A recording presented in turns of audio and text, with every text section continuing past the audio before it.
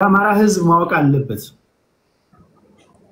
አሁን የአማራ ህዝብ ወይም ደግሞ ነፃ እናወጣለን የምትለው ህዝብ ወይም ደግሞ የሚደግፍ ደጋፊ ማወቅ አለበት ሲባል ለደጋፊ ሊገባው በሚችል ቋንቋ ታስረዳዋለህ ማለት ነው። ምክንያቱም ነገ አላንሱ ይሄ በፖለቲካ መከዳዳት ተከዳን እንደው እስከመቼ ሰው ያመነ የምትለው ነገር አይደለም። ይሄ የሲሪየስ የሆነ ጉዳይ ነውና ሊሆን የሚችልበት ነገር ካለ ይሄ ነው፣ ከሌለ ደግሞ የለም ነው። ዞሮ ዞሮ ጉዳዩ ስለተነሳ ነው እንደዚህ አይነት ነገሮችን የምናወራውና ቀላልም ነገር አይደለም። እንዲሁ ዝም ብለህ አላንስ እንፈጥራለን ብለህ ብቻ መተው አይደለም። አይተም ሰምተም የማታውቀው ከባድ ዲቪዥን ይፈጥርባል። በጣም ከባድ ዲቪዥን ሊፈጥርም የሚችል ነገር ነው። አስቸጋሪ ነገር ነገር ስለሆነ ማለት ነው። በተረፈ ግን እኔ እንጃ እናንተ ታጋዮች እንዴት እንደምታዩ አላቅም። ዝሆን የሚያክል ኮዝ ያለ በአሁኑ ሰዓት ብቸኛው አንተ ነው። እኔ እኮ ብዙ ጊዜ የምናገረው ነው። ይሄ ራሳቸው የፖለቲካ አመራሮች እኮ ይናገራሉ። በቃ ዝሆን የሚያክል ኮዝ ካለ ይሄን ዝሆን የሚያክል ኮዝ ይዘ በዛ ላይ አላንስ ያዋጣኛል ከምትለው ጋር መስራት ያለና የነበረው ነገር ግን ዝሆን የሚያክለውን ኮዝን በዜሮ የሚያበዛ ከሆነ አላንስ ከፈጠርክ በኋላ በዜሮ የሚባዛበት ከሆነ እንደገና ኮዝን አላንስ ፈጥረህ ማንሳት የለብህም። አሁን እኔ ለምሳሌ ከቲፒኤልኤፍ ጋር አላንስ ፈጠርኩ ብትለኝ የአማራ ህዝብ ላይ እንደ 1968 ያሰትር ተተርኩበታል ብዬ ልናገር አልችልም። ወይም ደግሞ ሌሎች የአማራ ፋኖች ወይ ፖለቲከኞች ይሄ ሊናገሩ አይችሉም በተለያዩ መድረኮች። because በማኒፌስቶ ቀርጾ እንታገለዋለን ካል ጋር ከሰራ አጣፍተዋል ማለት ነው፣ በዜሮ አብስተዋል ማለት ነው። ይሄንንም መመለስ አለብህ፣ ማስረዳት አለብህ። ኦነጎችም ከቲፒኤልኤፍ ጋር አላንስ ፈጥራለሁ ካላችሁ ከዚህ ቀደም በነበረው ትጥቅ በማስፈታት ሂደት ውስጥ ቲፒኤልኤፎች ክደውናል። አሁን እኮ ከኤርትራ ሲገቡ ጣችና ቲፒኤልኤፍ ተከደናል ብላችሁ አይደል? አሁን አላንስ ፈጥራለሁ ካላችሁ ኦኬ፣ ምንድነው ለሚከተሏችሁ ለኦሮሞ ብሔር ተወላጆች ማስረዳት አለባችሁ። ይሄ ግልጽ መሆን አለበት እንጂ የሆኑ 4 እና 5 ሰዎች በሆይታ በቃ በለው ምናምን ብለህ አይደለም። ሲሮጡ ይታጠቁ ሲሮጡ ይፈታል እንዳይሆን ማለት ነውና እንደዚህ አይነት ነገሮችን ቢያንስ ከመወያየት አኳያ ነው። ሌላው የመጨረሻው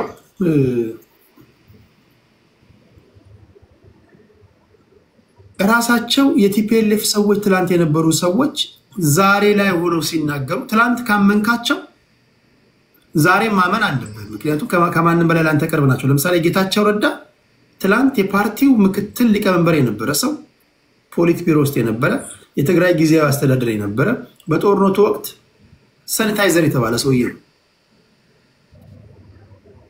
ጌታቸው ረዳ ዛሬ ወጥቶ ስለ ቲፒኤልኤፍ ሲናገር ትላንት ያመንከው ሰውዬ ዛሬ አላምነውም ማለት ትችላለህ። ግን የሚናገረው ንግግር እውነት አይደለም ማለት አይደለም።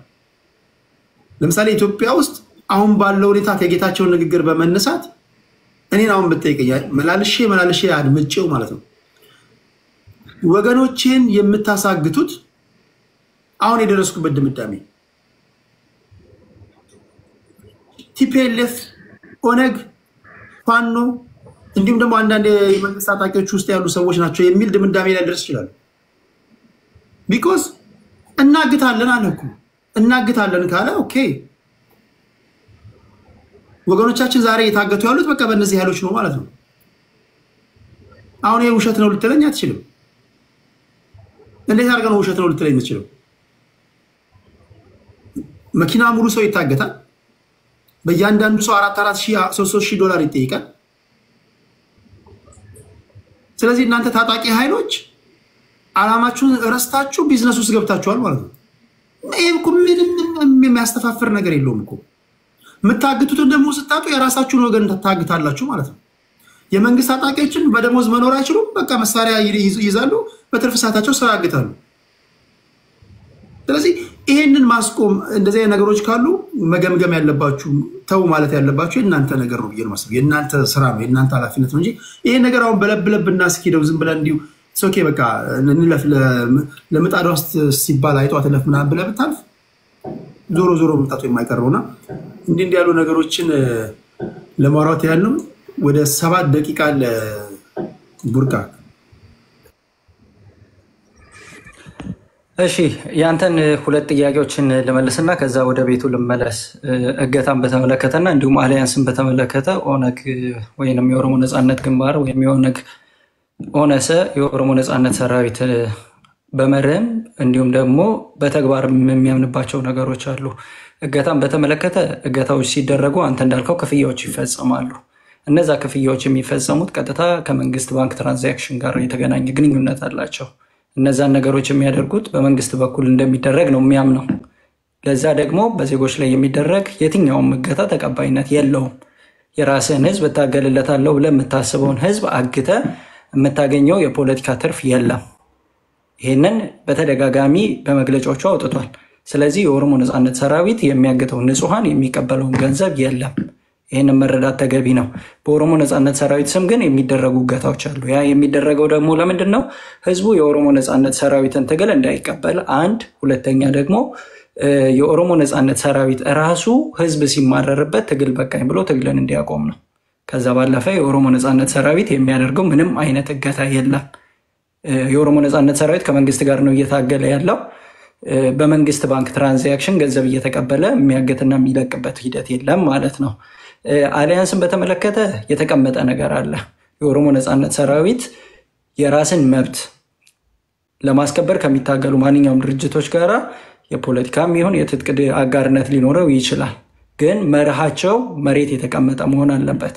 በራሳቸው ህዝብ ላይ ለራሳቸው ህዝብ የህዝቦች ነጻነትን ከዛም ባለፈ ደግሞ የሌሎች ክልል ወይም የሌሎች ብሔሮች ህዝቦችን ነጻነት በሚያምኑ ድርጅቶች በኩል አሊያንሶች ነበሩት።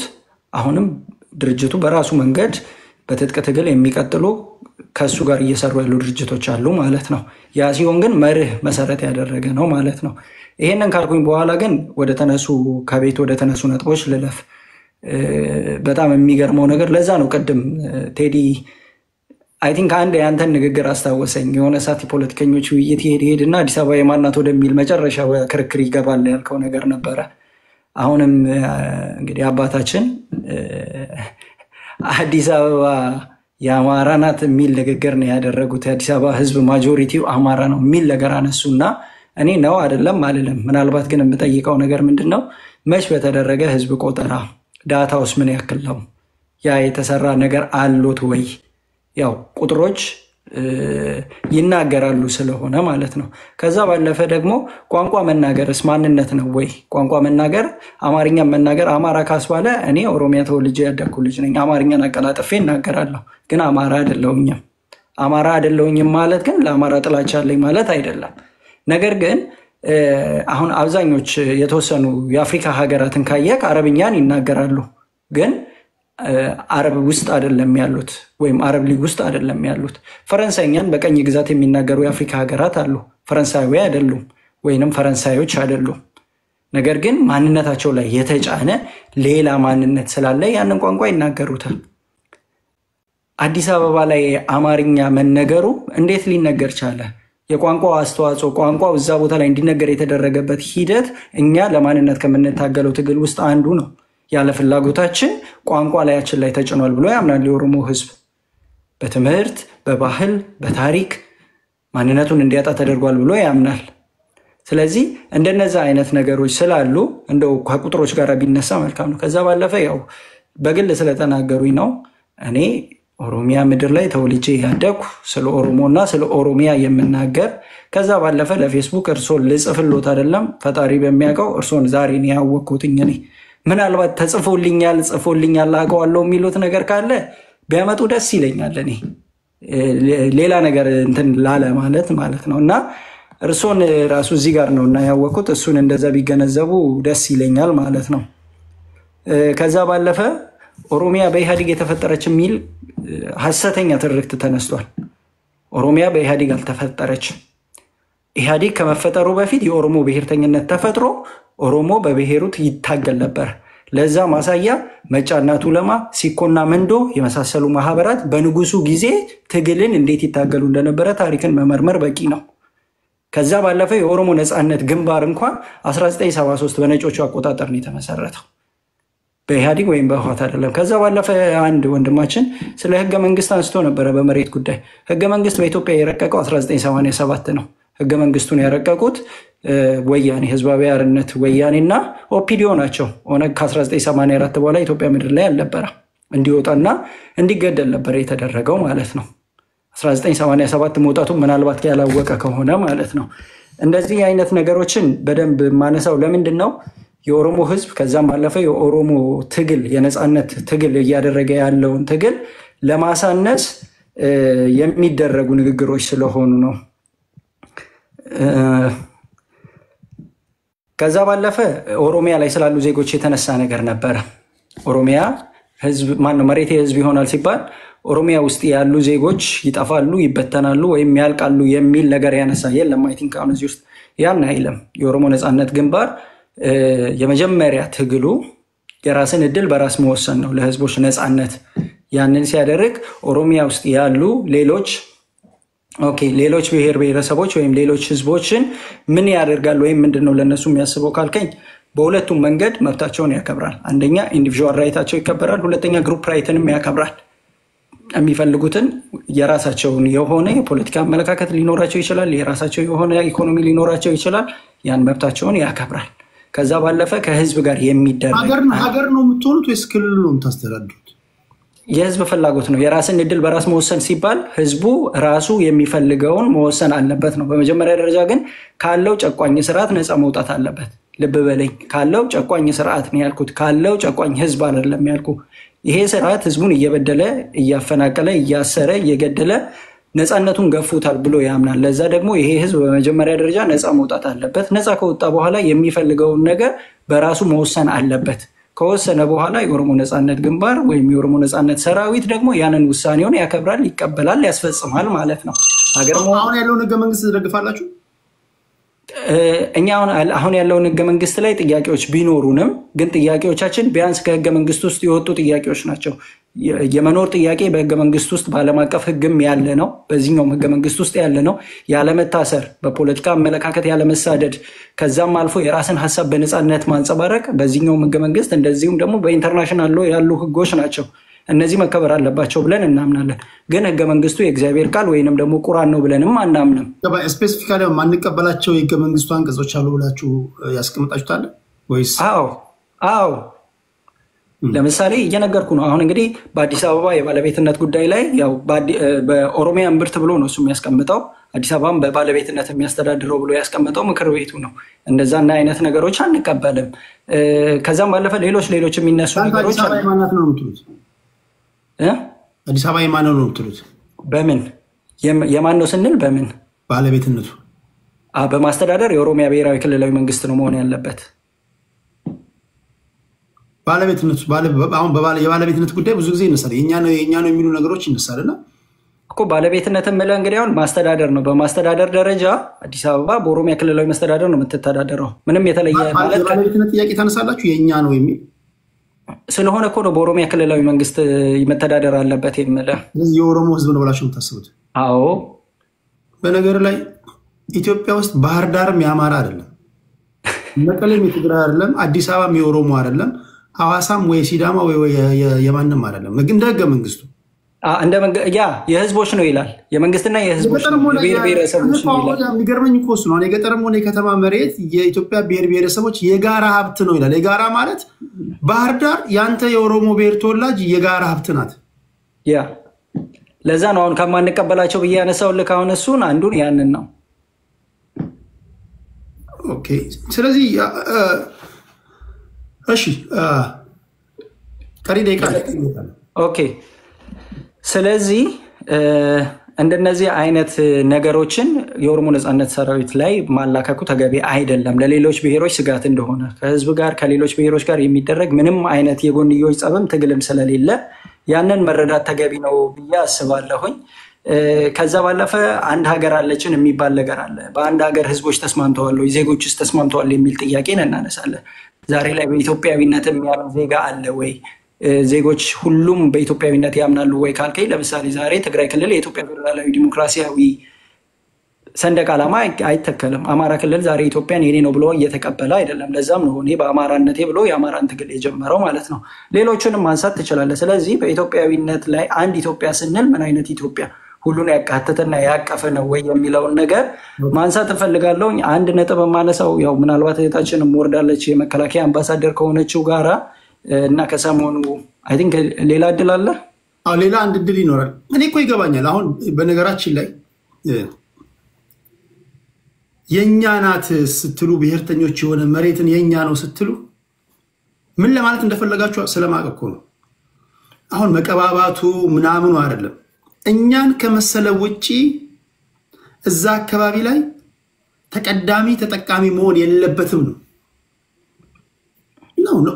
ለምን እንወሻሻለን? ለምሳሌ ቆይ የስራ ዕድል ሊሆን ይችላል፣ ሪሶርስ ሊሆን ይችላል፣ ማስተዳደር ሊሆን ይችላል። ሌላው ዝም ብሎ ይኖር ነው እኮ የምትሉት። ሌላው ይኖር እንጂ ኦሮሚያ ክልል ላይ ቅድሚያ ለኦሮሚያ ልጆች ሪሶርሱ፣ ማስተዳደሩ፣ ሌላው ዝም ብሎ የእናንተ ሁለተኛ ሲቲዝን ሆኖ እንዲኖር የምትፈልጉት። ሐዋሳም ስትሄዱ ተመሳሳይ፣ ባህር ዳርም ስትሄድ ተመሳሳይ፣ መቀሌም ስትሄድ ተመሳሳይ።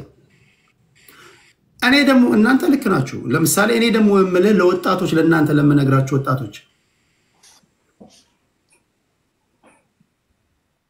ቶሮንቶም እና ዱባይም ሂድ ከተመቸ ያ ሀገርህ ነው። የቀበሌ ቤት ውስጥ እየኖርክ ለማይረባ ነገር አዲስ አበባ የኔ ናት እያልክ አትሙት። አዲስ አበባ የህንዶች ናት። ቤት አለ አዲስ አበባ ላይ ቤት አለ።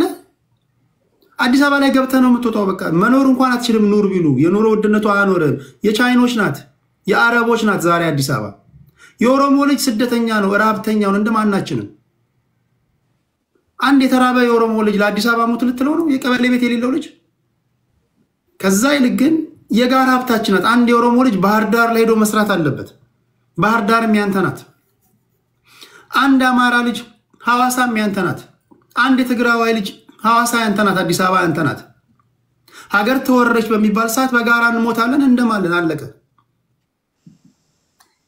ስለዚህ ዛሬ እነግርሃለሁ በተሰጠኝ የልጅነት ስልጣን አዲስ አበባ የማንም አይደለችም። ሐዋሳም እና ባህር ዳርም መቀሌም የማንም አይደለችም። የኢትዮጵያ ሕዝቦች የጋራ ሀብታችን ነው።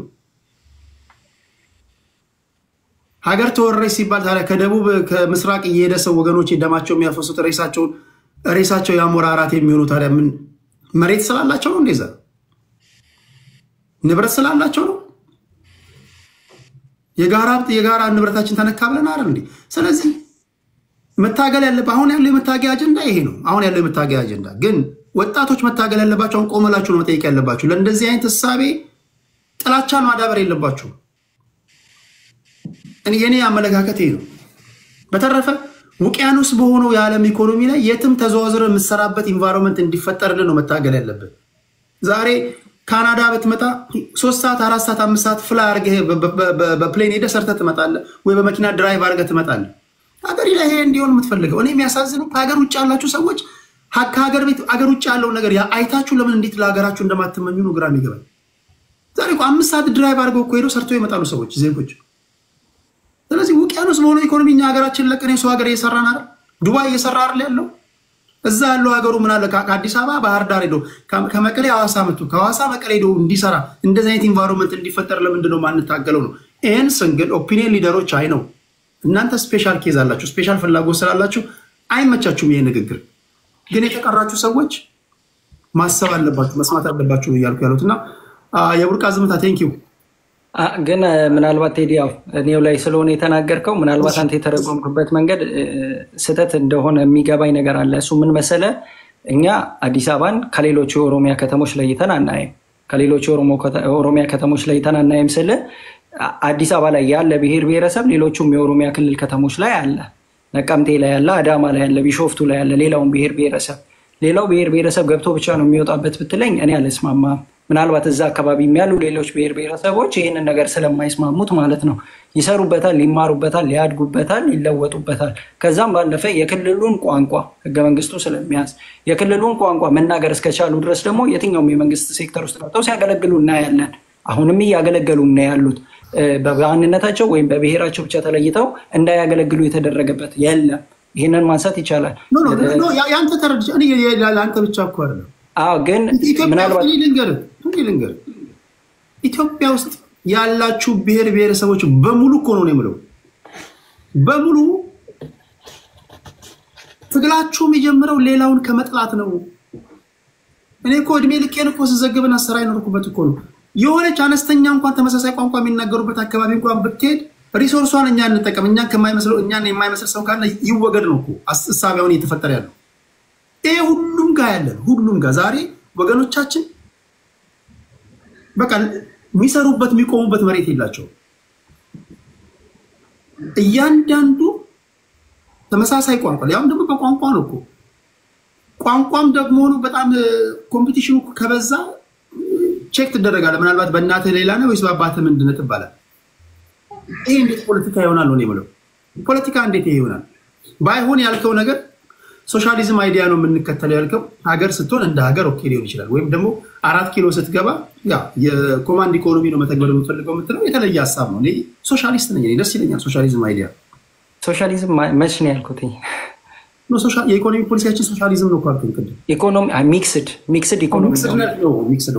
ኢኮኖሚ ነው ያልኩት።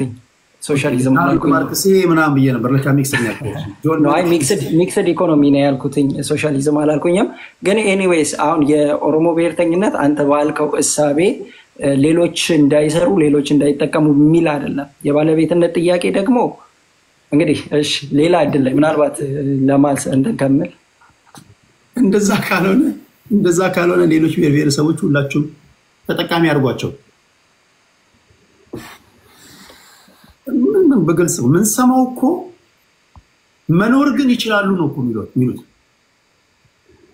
አይ መኖር ይችላሉ። ማን አንተ አቃፊ የምትሆነው ለራስህ ከክልልህ ለቀህ ሌላ ቦታ ሴት አቃፊ ነህ አይደል? ሁላችሁም ታቃፊ ናችሁ ብሔር ብሔረሰቦች። አንተ ማለት ያደረም ኢትዮጵያ ውስጥ ያለው ብሔር ብሔረሰቦች የብሔር ፖለቲካ የምታራምዱ በሙሉ እንትና አይደለም። ግን በእንትን ደረጃ ተጽፎ ያለውን ባሳየ ተፈቅደልኛለህ ቴዲ? በምን በፕሪንሲፕል ደረጃ ለሌሎች ብሔር ብሔረሰቦችና ለዜጎች ተቀምጦ የሚሰጣቸው መብት ምን እንደሆነ አይ ቲንክ ኦሮምኛ ነው፣ ግን በአማርኛው ትራንስሌት እያደረኩልህ ማለት ነው። አንተ በምትለው ልክ ነው ወይ? ነገርኩ እኮ በሰዓት አድርገው ቴዲ ነው። እኔ እንትኑ ነው ወይ ለመሰለህ እኔ አንዴ ሞሼ ችግር የለውም። የኔ ያገኝ እኔ ለኦነጎች ብቻ አይደለም የኔ ንግግር ነው ማለት የብሔር ፖለቲካ ራሱ እሳቤው ሌላውን ከመጥላት ነው። ይሄ ኮምፒቲሽን ጠል ነው። አሁን ሌላውን እኮ የሚጠሉት እኮ የመጥላት አባዜ ስላለባቸው አይደለም። ተመሳሳይ የሥራ ፖዚሽን ቢኖር ሁለት የሌላ ብሔር ተወላጆች ቢኖሩ ለሱ ለመሬቱ ለረገጣት ሰውዬ ፌቨር እንዲደረግለት ይፈልጋል። ሜሪት ቤዝድ አይደለም። እኔ በቃ ፌቨረብል መሆን አለብኝ፣ እኔ ተመራጭ መሆን አለብኝ። ችሎታ ሳይኖርህ ማለት ልጠቀም፣ ሪሶርስ ልጠቀም፣ ስራ እኔ ልቀበል እንጂ ያለውም ትክክለኛ ፌዴራሊዝም አይደለም። ትክክለኛ ፌዴራሊዝም ከሆነ እኮ ከተማ መተዳደር ያለበት በከተማ ነዋሪዎች ነው። አዲስ አበባ መተዳደር ያለበት በአዲስ አበባ ነዋሪዎች ነው። ባህር ዳር መተዳደር ያለበት በባህር ዳር ነዋሪዎች ነው። አማራ ስለሆንክ አይደለም የባህር ዳር ከንቲባ የምትሆነው። ባህር ዳር ላይ የሚኖረው የኦሮሞ ብሔር ተወላጅ ከሆነና ተወዳድሮ ከተመረጠው አይኖት ከንቲባ መሆን አለበት። አዲስ አበባ ላይ መተው ወይ መቀሌ ላይ ሄደ ረጅም ዓመት ኖረ ህዝብ ከመረጠ አማራ ስለሆንክ ከንቲባ ትሆን መባል የለበትም። በከተማው ነዋሪዎች ነው መተዳደር ያለበት። ኢቭን ከቀበሌ ጀምሮ ነው መሆን ያለበት። ትሩ ፌዴራሊዝም ከዛ ጀምሮ ነው መውረድ ያለበት የሚል እምነት አለኝ። እሺ ግን ሐቁ ያ ነው። አሁን ሐቁን አድበስብሰን ካለፍን ወደ መፍትሄው አንመጣም። አብዛኛው የብሔር ፖለቲካ በተረጋጋ መንፈስን ፈትሹት፣ በአካልም ሄዳችሁት፣ ንግግሮቻቸውንም አድምጡ። ጨምቀን ስናወጣው የብሔር ፖለቲካውን ከሚያራምዱት ውጪ ያሉትን ከመጥላት የሚመጣ ነው። እኔ እንደዛ ነው የኔ መረዳት እንደዛ ነው። እሺ የቡርቃን አመሰግናለሁ። እሺ ከቡርቃ ቀጥሎ ማለት ነው